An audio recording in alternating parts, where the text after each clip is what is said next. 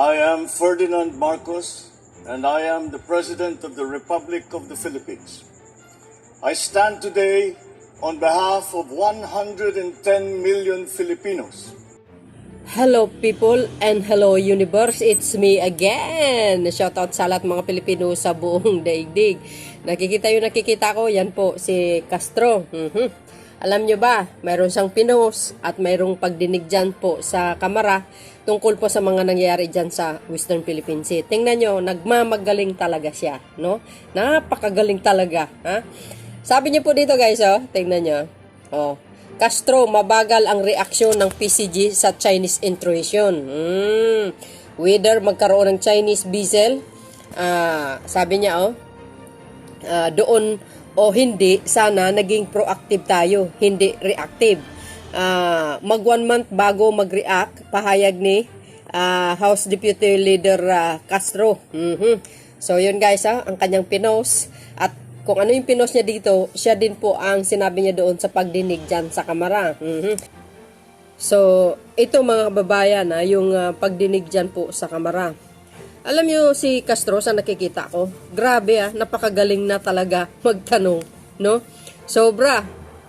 Alam mo, itong babaeng ito, dapat ito mga kababayan, dalhin po ito sa Western Philippine Sea, dyan sa karagatan para magbantay, para makita nyo kung paano ang magiging kilos ng mga PCG. Ayon sa kanyang sinasabi kasi, parang ang gusto niya mga kababayan, sugurin ka agad, no? Kumbaga bardagulan na lang. Dahil hindi naman po tayo ganun, ang Philippine Coast Guard, kung ano po yung instruction ng Pangulo, yun ang sundin. Ika nga, hindi pwede po tayo maunang mag-provoke. Ika nga, maunang magpakita ng motibo para lang guluhin itong mga Chinese vessel dyan. Hindi naman pwede mga kababayan sapagkat kadami-dami po yan. No? Kasi ang tinutumbok niya dito, paano daw yung mapaalis yung mga maraming China vessel.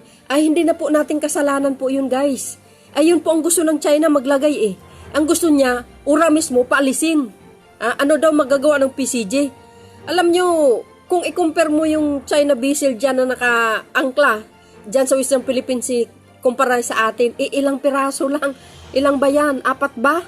Ikumpara mo doon. Tapos, ang gusto ni Castro, parang susugod na kaagad. Ba't wala tayong aksyon? Kasi madalas daw ang yung pangbubuli. Ano po ang gagawin mo? 'Di ba? Ito talaga si Castro hindi nag-iisip. Ilalagay niya sa kapahamakan yung mga Philippine Coast Guard natin. Kung ano po ang instruksyon ng Pangulo, yun ang sundin ng mga PCG. Hindi po yung sinasabi ni Castro. Alam mo, nakaka-imbier na yung mga kanyang tangot. Kaya mga kababayan, talagang sinupla siya ni PCG Tariella. No? Nag-init si Castro dito at mabuti pa ito si Congressman Arnan Panaligan ng Oriental Mindoro ay talagang pinupuri niya ang ating mga Philippine Coast Guard. Guys, kung ikumpara mo kay Castro, walang kakwenta-kwentang magtanong. Gusto niya ora mismo, gusto niya sugod.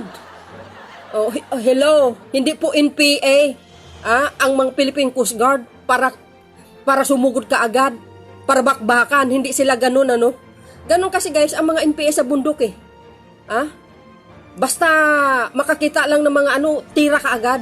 Hindi po tayo ganun. Mga professional yung mga Philippine Coast Guard natin. Alam nila ang kanilang gagawin para hindi mapahamak ang bansang Pilipinas. Kasi kung magpakita ito ng motibo, ang Philippine Coast Guard natin, yan po guys ang sanhi ng kaguluhan. Pero si Castro, wow, gusto niya sugod ka agad. Hindi naman pwede yun mga kababayan, alalahanin nyo maliit lang tayo. Pero ang tanging lang magagawa natin is mapahabaan lang natin ang pasensya natin. Diba? Ika nga ang Pangulo diplomatic protest. Huwag lang tayo manguna. Hayaan natin yung mga China. Pag sila ang manguna, sigurado yan. At least hindi galing sa atin. See? Yan si Castro. Kung magtanong, akala mo, may alam. Bakit hindi niya itatanong sa mga kapwa niyang congressman, manawagan, na dagdagan nung budget ng Philippine Coast Guard para bumili ng maraming mga mga patrol vessel dyan sa Western Philippines. Buti pa ito si Congressman Panaligan nagsabi na tungkol dito sa mga yung budget. Iyon ang problema natin mga kababayan. Kulang tayo sa kagamitan. At hindi dapat yun isisisi ni Castro sa current administration dahil kung ang ginawa ng mga past administrasyon, yan ang tinutukan sana nila, dagdagan ng kagamitan ng PCG or ang AFP, di hindi sana ganyan. Marami sana tayong mga patrol vessel dyan. Hindi Yang mga nangyari dyan, minana lang yan ni Pangulong Marcos Jr. Kaya ginagawa niya ng paraan para maayos. Ito naman si Makabayan Bulok, bira. Gusto niya, tira kagad. Hindi naman tayo ganun kagarapal, guys. Mas profesional pa nga ang mga Philippine Coast Guard kaysa mga bansang chinggos na nakaangkla dyan. Diba? Para wala yatang pagkakaiba ito kay kay Castrology. Naloko ako. Biro nyo yun. Gusto niya urada mismo. But anyway, guys, pakinggan nyo po ang pagsupla nito ni PCG Tariella kay Castro. But before that, don't forget to like, hit the button para lagi kayong update sa aking mga upload videos. Bye, and babus! Chair, thank you. Magandang umaga po sa ating lahat sa National Task Force on West Philippine Sea. By the way, first, Mr. Chair, point of inquiry, nag-briefing na po ba doon sa nangyari recent na nakapag-briefing na ito? Hindi pa. Okay, so ang tanong ko lang, Mr. Chair, can the task force give us the real situation now doon sa Hulian Pilipili na kanina nga pinag-usapan natin, sabi kong Arman, 100 vessels ng China. So, sino po yung pwedeng mag-brief sa atin ng tungkol doon sa situation ngayon? And kasi nakakapahala, Mr. Chair, kasi this is our exclusive economic zone. So, hindi natin pwedeng papaya magtagal sila doon. Or talagang sobrang panghuhuli na yan. Kasi nung last meeting natin, Mr. Chair, yun sa last incident ng huli o yung ginagawa ng first ating economic certified na tayo ng consolidated house regulation para po doon sa ito na naman, mas grabe po ito So, well, sitwasyon. So, what do you think na ganun kalakas ang loob ng mga Chinese na militia or ano ba yan? Chinese Liberation Army ba yan? O People's Liberation Army na mag-incur doon sa ating exclusive economic zone. So, bigyan nyo nga po kami ng latest development. At ano yung gagawin natin? So, kung mayroon na po kayo, initial man lang, ay pwede namin manimig. Sir Chair. Nagmamagaling na naman. My Vice Admiral Carles, mother of the Western Command, is looking at it. On the first email on the situation in Hulian Pilipili, based on our latest air patrol, they reacted to the patrol of the Philippine Coast Guard. As of our last count, there are only 28 because they were drastically reduced from a high of 135 Chinese militia vessels. They are now only 28. As I said, they reacted to the patrol made by the Philippine Coast Guard. We monitored it at the middle of November.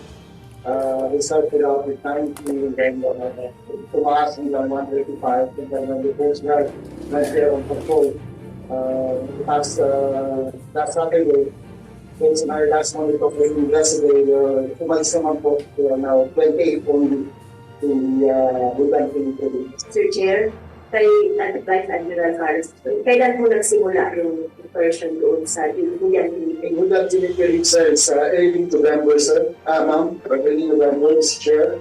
What is this early November? Can you give us the the definite date? Our earliest ISR flight in November is 5 and 6, November 5 and 6. And then the next, we monitored those about 60. And then on November 13, tumaas ng 90. And then based on this, last is 195 with the Philippine Coast Guard report. And as now, as of yesterday, Wednesday, the Chinese militia vessels are still parked in the Korean military. Thank you, Mr. Jeremy. So, ang ibig sabihin po, yung 135 na ito nagsimula noong November 5 and 6. So, when did the PCG reacted to this? So, anong date po kayo nag-react? Kasi, so November 5 and 6, then November 13, tumaas ng 60 hanggang naging 135. Then today, December 5, down to 25. So, kailan po ba kayo nag-react mo? So for the first monitor the presence, every time we monitor the presence of Chinese militia in any part of the West Philippine Sea, we send out our patrols, both the Philippine Navy and the Philippine Coast Guard. We jointly patrol the West Philippine Sea. When we first monitored it, there are 2 Philippine Navy vessels already in the area.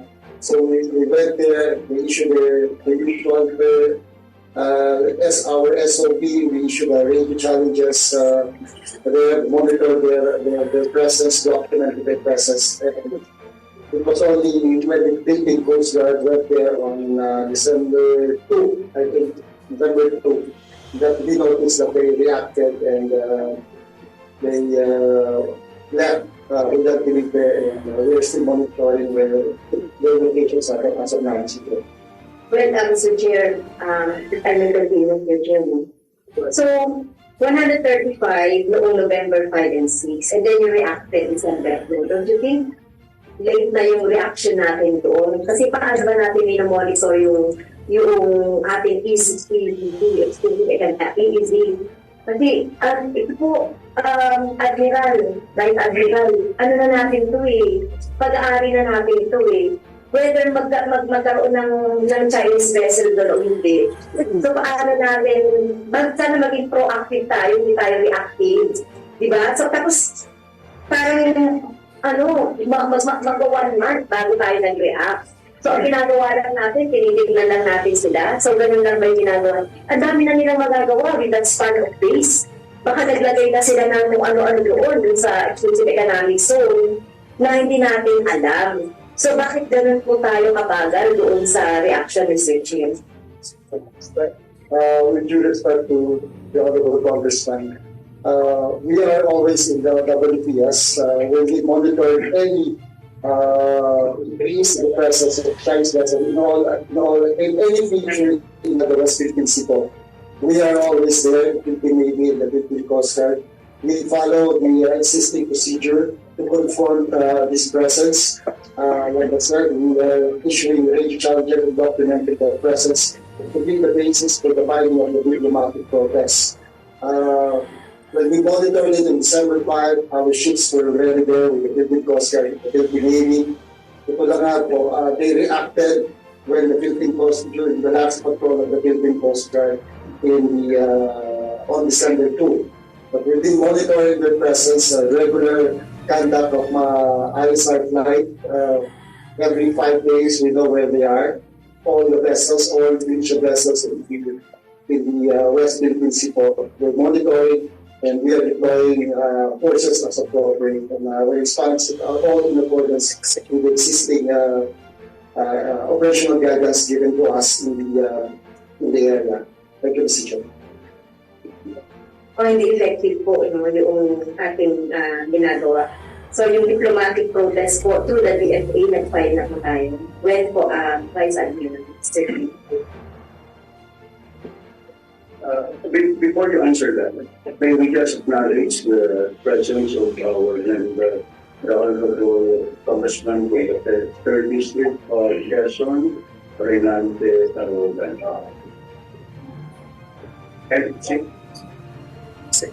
Thank you very much, Mr. Chair. Thank you very much, ma'am, for the question. For the matter of diplomatic protests, we have been filing diplomatic protests on the incursions that were reported to the Department of Affairs and that were given to us by the NDFGS for filing. So we reviewed the report and it is deemed as a basis for our close proposal that we filed.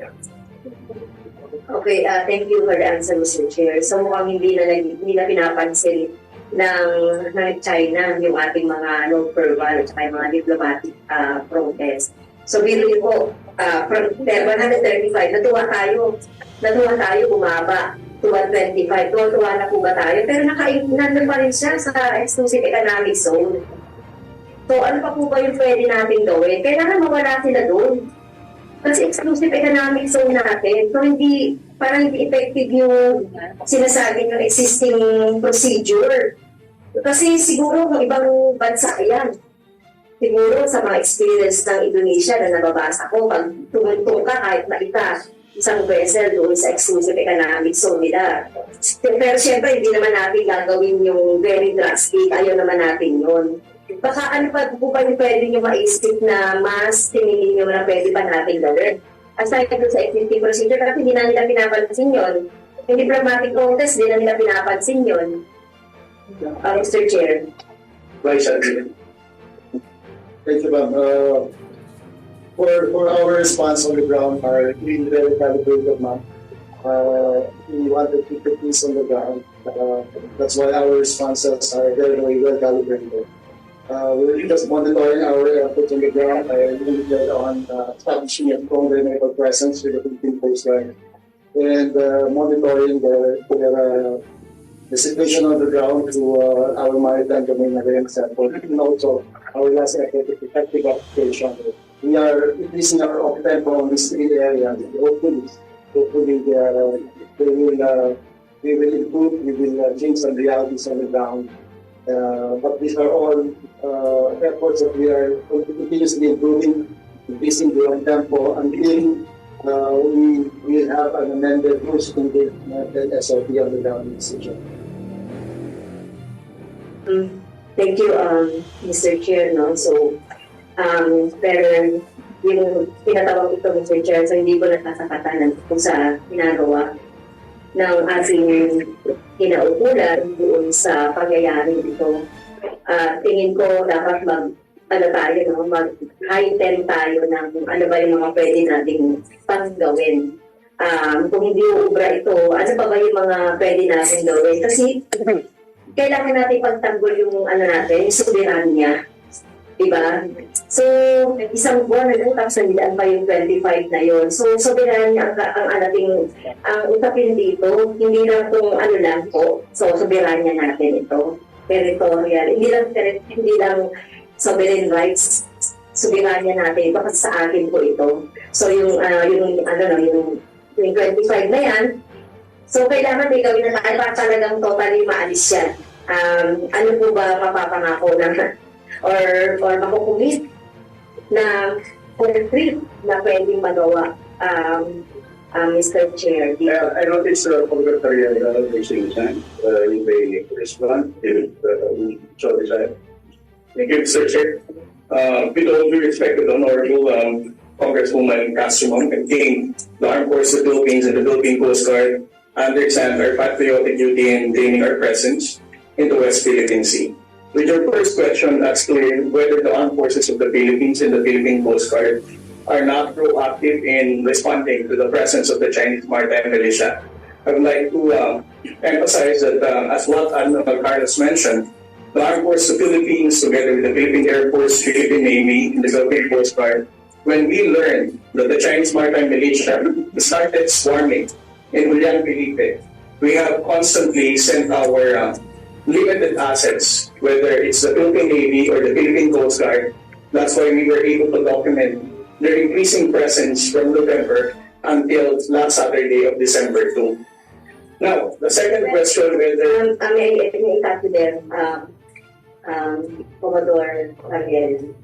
Sabi nyo, November 5 to 6, pero nag-react lang kayo ng PCG ng December 3. So, ang daming araw nun, di ba? na namonitor nila November 5 and 6 So, iba sabi niyo po, sabi hanggang sa umaba na siya. So, 135. So, I don't believe na talagang ginagawa niyo yung katungkulan o sinasabi niyo po na enough yung ginagawa niyo para mapigil natin ito. So, I'd like to disagree doon sinasabi niyo. Kasi, kaya nga po tinatanong ko, no? Kailan niyo na-monitor? November 5 and 6? Tapos bumaba siya, 15, naging 16, naging 25. December po lang kayo po nag-react. Yes, ma'am. Mr. Chair. Mr. Chair. Mag-expand lang po ako sa tanong niyo, ma'am, no? Ang Philippine Coast Guard po, November 13, nagpunta doon, and also December 2. Ganito po yan, ma'am. Ang deployment po ng Philippine Coast Guard at ng Armed Forces of the Philippines on a rotational basis. Kung nag-deploy na po si Westcom ng Philippine Navy on November 5 and 6, and then the Philippine Coast Guard will do their patrol on the next following week. And then eventually the Philippine Air Force as well will be sending their aircraft. Hindi lang po Philippine Coast Guard. Again, with the very limited assets that we have, just to emphasize, we only have 3 vessels in Palawan. And if you can just imagine how vast West Philippine Sea is, we cannot expect that the Philippine Coast Guard will be there 24/7 in Julian Felipe to watch over the swarming of the Chinese Maritime Militia.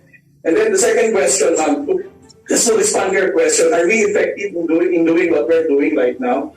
I think so. With the transparency initiative that we have launched since February, wherein we exposed the swarming of Chinese Maritime Militia, we can notice how they responded. The swarming of Sabina Show before, in last April, when we publicized it, a few days after they left.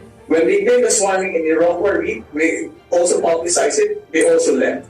Now here in Julian Felipe, are we going to celebrate this already? With the 135 down to 28? I think so. And then in the next coming days, we're still going to expect that they're going to withdraw. Okay, Mr. Chair, why not? Sinasabi natin, hindi pa tayo nagsa-celebrate dito. Kahit na isang vessel na nakalagay, yung China doon, yung violation doon sa ating soberanya.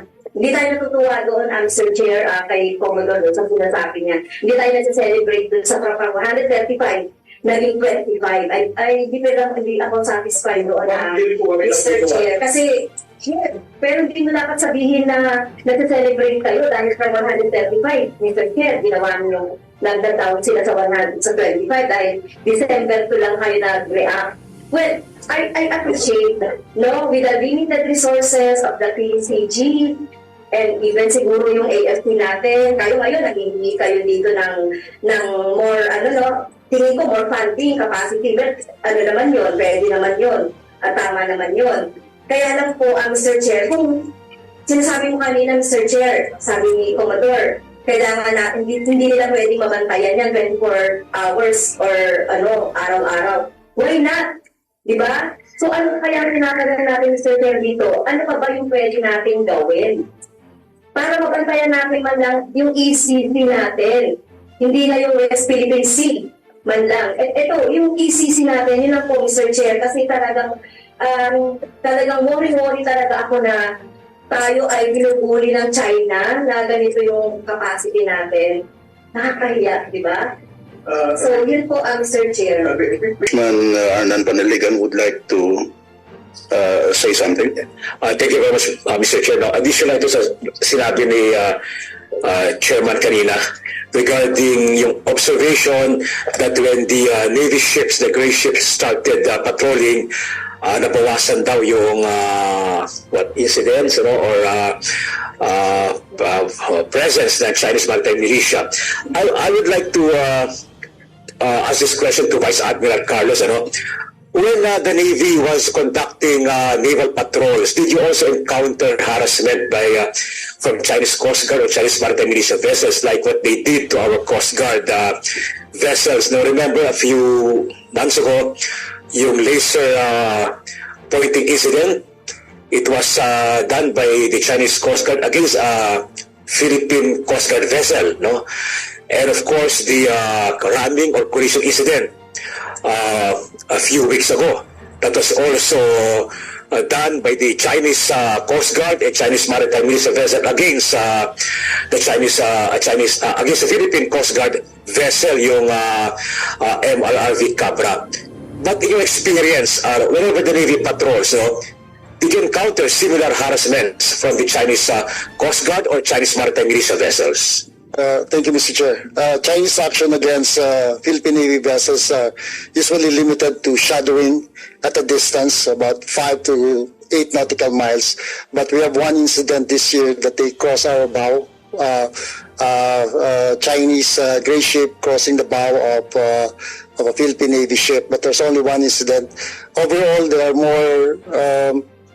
more aggressive actions against the Philippine Coast Guard as against compared to Philippine Navy vessels, Mr. Chair. So it appears that the Chinese Coast Guard and the Chinese Maritime Militia, they are more careful whenever it is the Navy that is patrolling, maybe because your vessels are surface combatants, compared to the Coast Guard vessels. Well, yes. We are continuously assessing the situation and assessing the behavior, but that is what we observe on the ground, that they usually keep their distance from the Philippine Navy vessel, and they tend to go closer to the Philippine Coast Guard vessel. That is our observation on the ground, and the assessment and is still ongoing on as regards to why is that the action of the other side, Mr. Chair. I don't know if you can answer this, but is the Navy prepared to resort to that classical naval action, the firing a shot across the bow, whenever there is a more aggressive action on the part of the Chinese Coast Guard? Your Honor, that's my number one guidance to all operating ships in the area, gray ships or the Coast Guard, not to fire any shot even across the bow, so that we will not escalate the situation on the ground. Like I said, Mr. Chair, our actions are very, very restrained, calibrated. Our main consideration is to keep the peace on the ground and probably hopefully improve the realities on the ground, as mentioned correctly observed by Congressman Castro. The realities on the ground are not changing, substantially changing at the pace that we want them to change.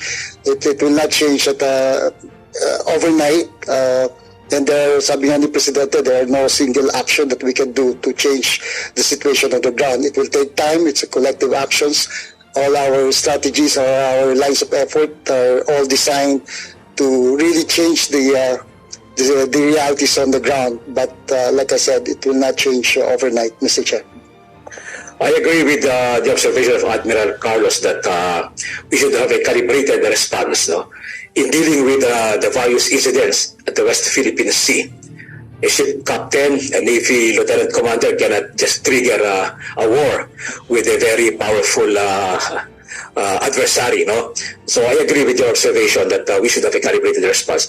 But let me state this, that I believe that the Philippine Navy and the Philippine Coast Guard are doing their very best in securing our territorial waters and exclusive economic zone to the limits of the resources available to them. We cannot fault the Navy and the Coast Guard if there are continuing harassments or incursions in our territorial waters or exclusive economic zone. They are doing their very best.